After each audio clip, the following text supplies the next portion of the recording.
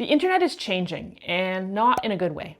If you've tried Googling anything lately, you've probably seen that the very first thing that pops up on any Google search isn't a link to what you're looking for, but rather an AI-generated overview providing an answer to whatever question you're asking. Except that often, it's completely wrong. Recently, I was watching an interview with George Stroumboulopoulos. I don't know how well known he is outside of Canada, but he's a really popular journalist here who's been on TV and radio basically forever. And it kind of just occurred to me that he's an older guy now, and I wondered if he had ever gotten married. So I was just curious. I Googled George Strombo married, and the AI blurb that popped up said that he was married to someone named Dechin Wangdu and hired the punk band Rancid to play their wedding. Now, this was news to me. Not that I closely follow Strombo in any way or know much about his private life, or care for that matter, but despite his decades-long career in media, something told me that the Canadian Broadcasting Corporation wasn't really paying the kind of money that would enable someone to hire a huge band like Rancid to play their wedding. Something here just didn't add up. So I Googled Dechin Wangdu, the woman he's supposedly married to, and found out that no, she's not married to George Stroumboulopoulos. She was married to Adam Yauch from the Beastie Boys, better known as MCA, before he passed away from cancer in 2012. And yes, Rancid played their wedding. Now, that made more sense, but how did this misinformation come about? Well, it turns out that Strombo had at one point tweeted about Rancid playing Adam and Dechin's wedding, and the Google AI had evidently scraped that information out of the tweet without any context, and then used it to generate a completely misinformed answer to the question I asked. And I mean, obviously in this context, it doesn't really matter because this isn't important and no one really cares, but it does illustrate a huge problem with AI, which we'll talk more about later. But that's really just scratching the surface of what's going on with the internet as a whole. The internet started out as a decentralized network of information, the information superhighway as they used to call it. There was a corner for everyone and everything, every niche, every hobby, every interest. Whether you're trying to learn something or play games or just connect with others, the internet was a level playing field for everyone to find their thing, and it was buzzing. Forums, chat rooms, social media, blogs, all these things were abundant, and in a way, they still are, but it's different now. The internet used to be oozing with creativity and opportunity and a strong sense of community. Despite it obviously being a digital platform, it felt very human. Like, you'd log on to MySpace or Facebook, and you'd see posts and pictures from all your friends and family, and whatever hyper-specific thing you were into, there was probably a message board specifically for that thing where you could make friends with other people all across the world who were into the same weird shit that you were into. Like, as a teenager, Alexisonfire was my absolute favorite band, and I was on all sorts of fan forums where I made friends with other fans, some of whom I even got to know in real life. But now, Facebook and Instagram are largely just full of advertisements and algorithms pushing crap to you that you never even subscribed to begin with. It's rare to even see a post from someone you know, someone you've actually chosen to follow. Message boards like Reddit are increasingly bogged down with AI slop and rage bait posts. As I said, Google routinely spreads misinformation as facts. YouTube pushes random videos into your feed and buries the things you actually want to see. And the comment sections are constantly flooded with bots and scammers and bullshit. I know this has always been a thing to some degree, but it's gotten really out of hand lately. Like, honestly, I think I make a bigger effort than most creators to keep on top of the spam comments from bots and delete them as they pop up, but I can't even keep on top of them all. And that's just talking about the obvious ones, you know, the ones that are pretending to be me and trying to ask you to connect with them on WhatsApp or Telegram or whatever, or the ones suggesting that some financial advisor named John Smith something or another helped them make $100,000 a month, just like the actual blatant bullshit ones. But what about the rest of the comments? How many more of the comments are bots that are just a little bit less obvious, that are flying under the radar? A few years ago, a conspiracy theory emerged called dead internet theory. It asserted that since sometime around 2016, the internet has been mainly comprised not of human interactions, but of algorithmically curated bot activity and AI-generated content designed to control the population. Basically, it claimed that upwards of 50% of all online activity was not being done by humans. That roughly half of all the content we see, be it photos, videos, articles, whatever, the posts and comments that we read, and the user profiles that exist are made by AI or something similar, with the specific purpose of manipulating us to keep us locked in and scrolling, and of course, spending money. At the time that this theory was first put forward, back in 2021, it gained a lot of traction, but with little evidence to back it up, it was largely dismissed, as I said, to be a conspiracy theory. But today, as we're nearing 2026, it's basically irrefutable. So what the hell happened? They say that the internet, and specifically social media, has led to us being more connected to each other now than at any other point in history. Yet somehow, we're lonelier than we've ever been before.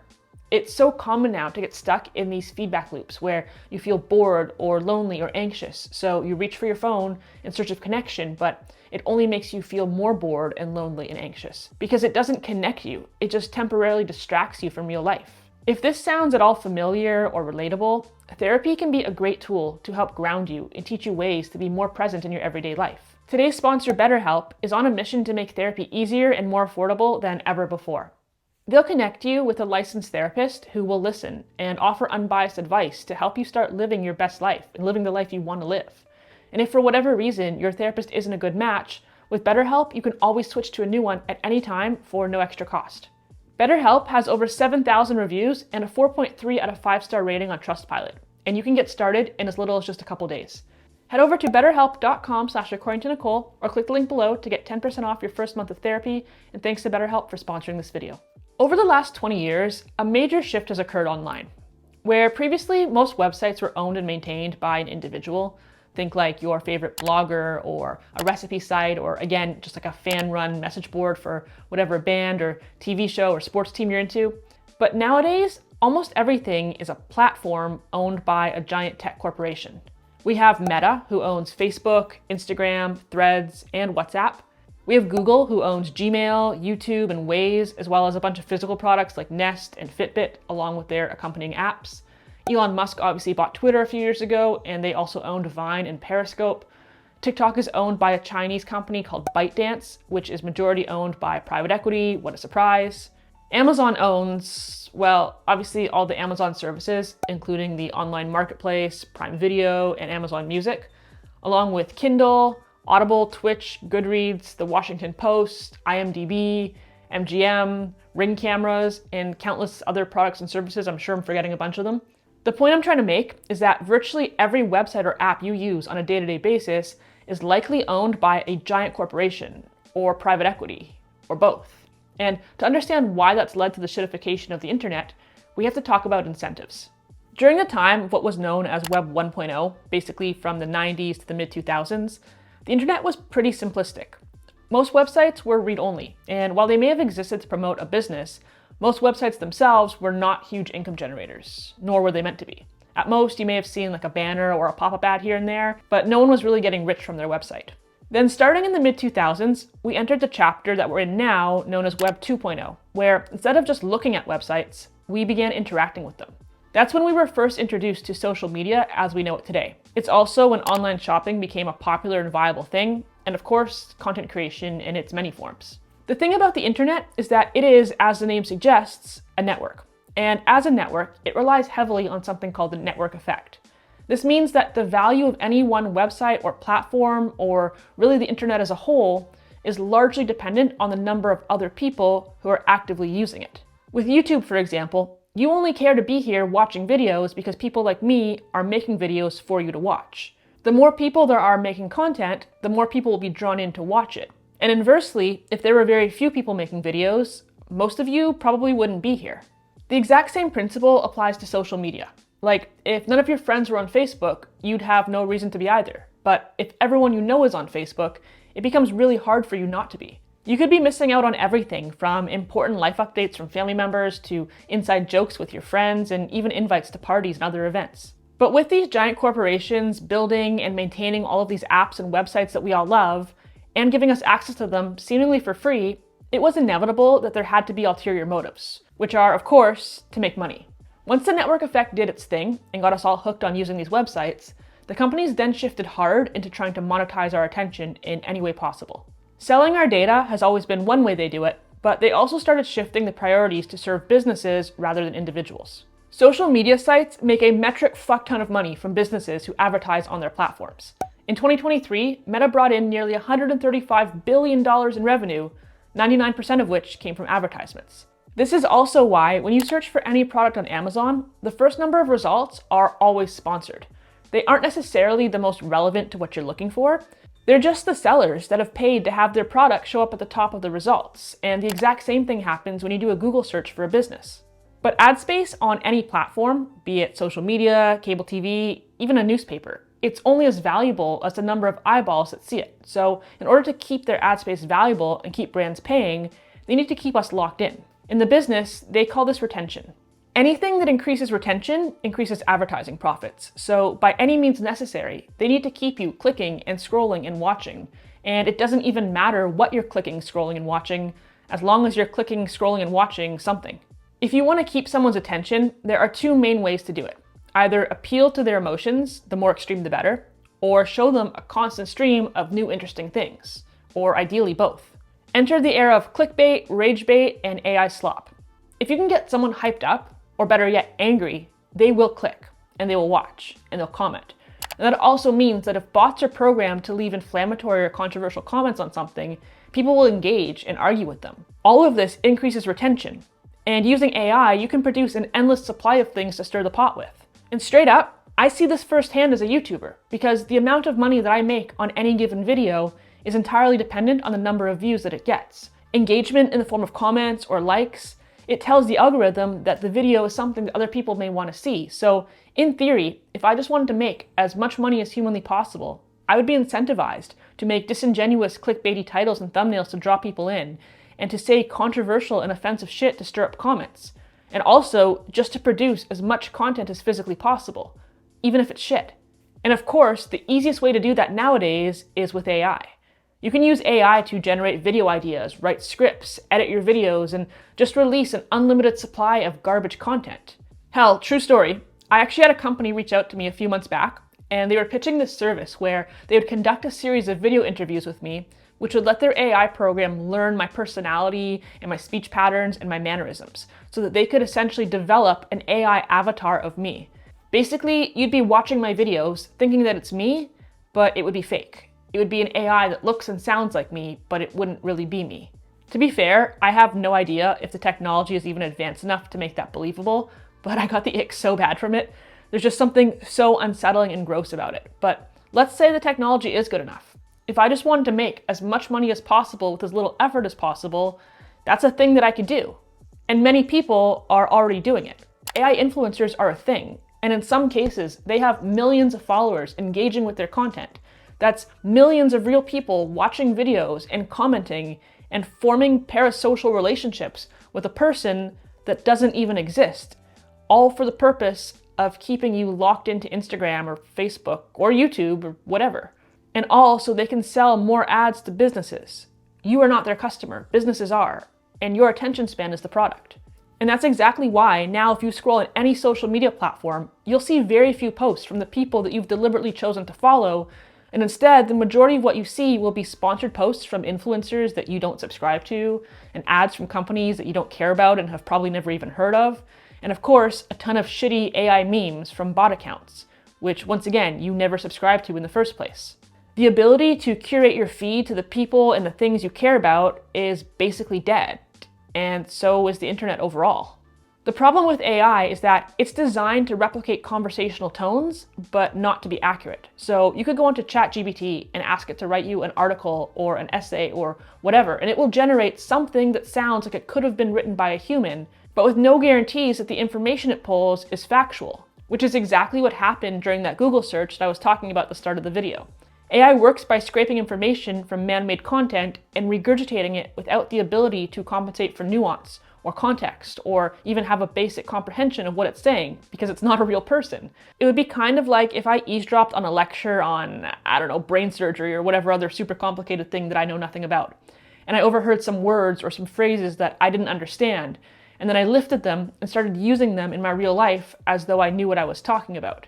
And now imagine if I was using them completely wrong and I could spread that misinformation to the entire world.